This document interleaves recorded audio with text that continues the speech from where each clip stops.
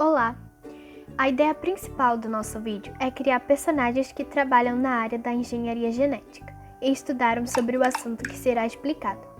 Posto isso, o objetivo é um conteúdo científico de linguagem específica que possa ser consumido e entendido por pessoas de fora daquele campo de conhecimento.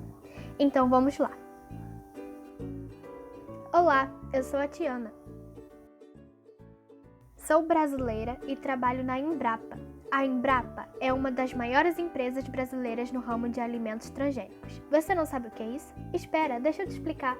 A Embrapa é a sigla para Empresa Brasileira de Pesquisa Agropecuária. Trabalho como engenheira genética na Embrapa. Lá, nós somos responsáveis por aprofundar os conhecimentos sobre alimentos transgênicos através de pesquisas e produzi-los. Então, agora vamos falar um pouquinho sobre a engenharia genética. Engenharia genética são as técnicas de manipulação e recombinação dos genes, segmentos de DNA, através de um conjunto de conhecimentos científicos, genética, biologia molecular, bioquímica, entre outros, que reformulam, reconstituem, reproduzem e até criam seres vivos. No meu caso, manipulamos alimentos.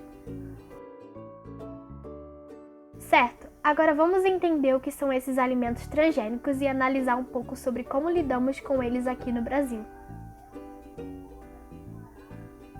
Para isso, contarei com algumas colegas de laboratório que irão somar em conhecimento sobre este assunto.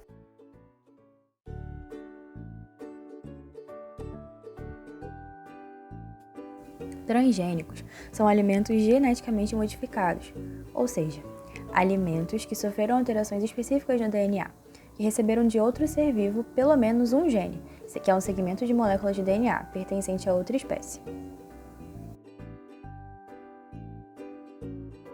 Essas modificações começaram a ser feitas para que os organismos obtivessem características diferentes dos seus originais, com o objetivo de melhora na produção, aumento na qualidade e aumento na resistência contra herbicidas e pragas.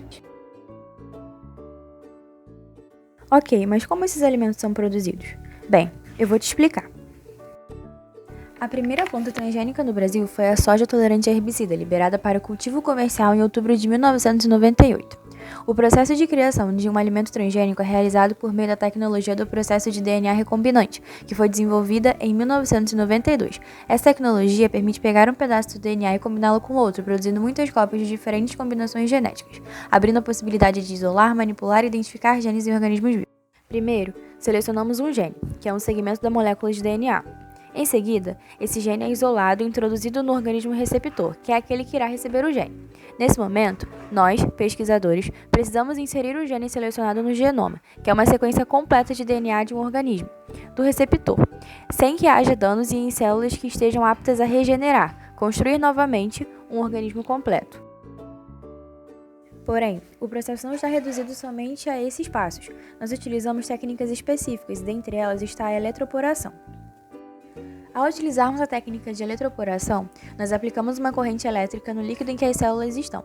Essa técnica é muito utilizada em bactérias, porém vamos ver o passo a passo dela em uma planta. Pegamos uma folha da planta a ser transformada, cortamos e colocamos na presença de enzimas que digerem as paredes celulares. Obtemos então os protoplastos, que são toda a região interna da célula, basicamente, constituída pelo citoplasma e pelo núcleo. Pegamos então o plasmídio contendo o cassete de transformação e adicionamos os protoplastos isolados. Colocamos no eletroporador e selecionamos os protoplastos transformados, gerando assim a regeneração da planta transformada. Além disso, temos a técnica da microinjeção de DNA. Essa técnica foi desenvolvida principalmente para a transformação gênica em animais e posteriormente foi adaptada para plantas.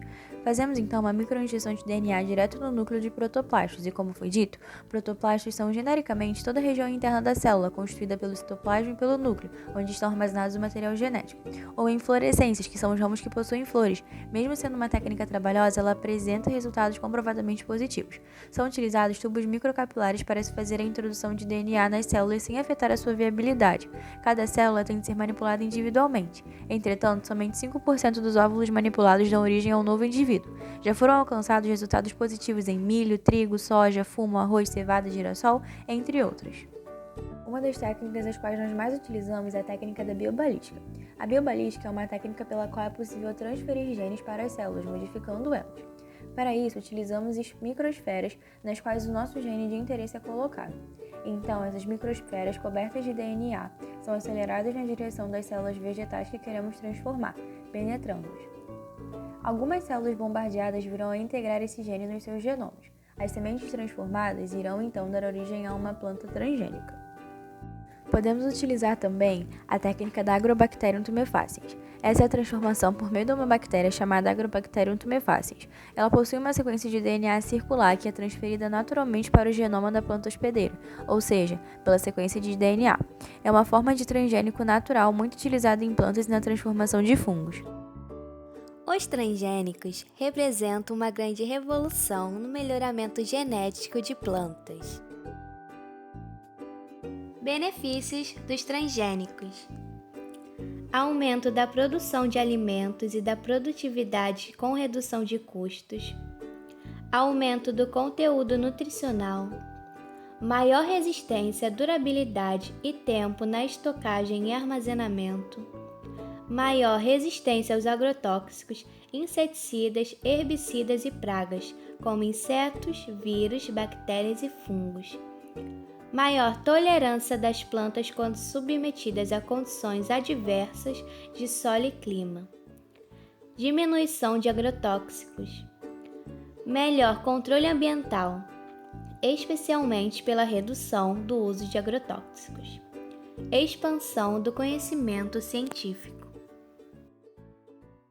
Porém, como toda moeda tem dois lados, os transgênicos também têm seus malefícios, como, por exemplo, podem causar reações alérgicas e aumento de resistência aos antibióticos. Ocorrência de poluição do solo, da água e do ar. Aumento a tendência em desenvolver doenças, como câncer e serem venenosos para humanos. Perda da biodiversidade.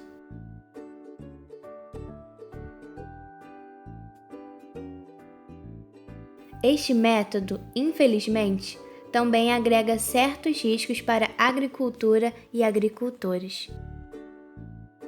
A inserção de genes de resistência a agrotóxicos em certos produtos transgênicos faz com que as pragas e as ervas daninhas, inimigos naturais, desenvolvam a mesma resistência. Ou seja, essa produção incentiva o aparecimento de pragas mais resistentes, as chamadas superpragas e superervas. Prejudica também o produtor rural pequeno, pois espécies transgênicas são protegidas por patentes, e este é um dos riscos para a agricultura, já que os agricultores terão que pagar royalties para as empresas detentoras da tecnologia. A consequência imediata é o aumento da dependência do agricultor em relação às empresas transnacionais do setor. Há também o risco de contaminação por meio de insetos ou do vento. Os principais alimentos plantas transgênicos consumidos ou produzidos no Brasil são a soja, o milho e o algodão. E no mundo, alguns desaprovados e consumidos são a abobrinha, mamão-papaya, beterraba, tomate, batata, morango, cenoura e banana. E como os consumidores sabem que estão consumindo este tipo de alimento? O símbolo padronizado é um T, no interior de um triângulo amarelo e deve estar inserido na embalagem dos alimentos.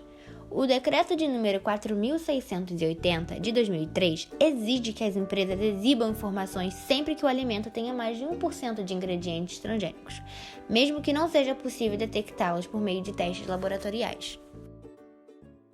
Hora do verdadeiro ou falso?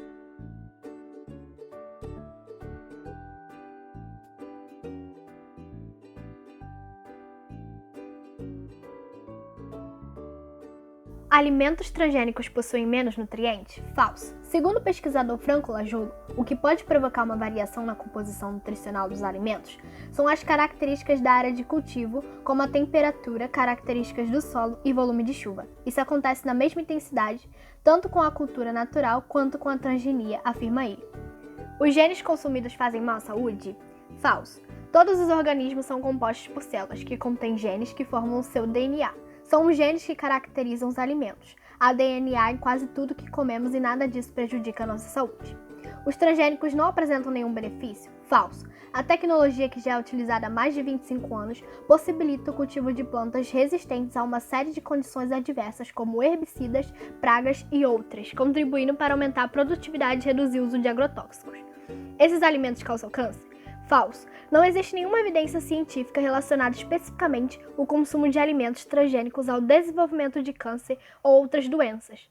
Antes mesmo de serem aprovados, todos são testados em relação à toxicidade e outras reações diversas. Culturas transgênicas são as mais prejudiciais ao ambiente?